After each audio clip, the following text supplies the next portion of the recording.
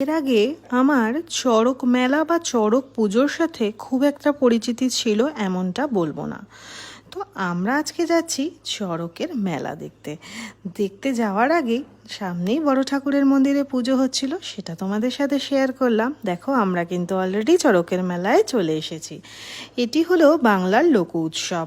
চড়কের পুজো বা মেলা পশ্চিমবঙ্গ, ত্রিপুরা ও বাংলাদেশের হিন্দু ধর্মাবলীদের মধ্যে অন্যতম গুরুত্বপূর্ণ একটা লোক উৎসব। দেখে তোমরা অনেকটাই বুঝতে পারছো যে মেলার মহলটা কিন্তু ঠিক বোঝা যাচ্ছে। এই পুজো উৎসব বৈশাখের প্রথম 2-3 দিন ব্যাপী চড়ক পুজো উৎসবটি চলে, আর চৈত্র মাসের শেষার্ধেই কিন্তু এটি হয়। বাচ্চারা কি মজাটাই না করছে, তাদের জন্য বিভিন্ন অ্যাক্টিভিটিস কিন্তু এই মেলাতে আয়োজন করা হয়েছে। এই হচ্ছে বাবার মন্দির, এনারা সকলেই চড়ক পুজোর ব্রত রেখেছেন। আমার চার্ভিকের জন্য কিন্তু এই চড়ক পুজোটা একদম প্রথমবার।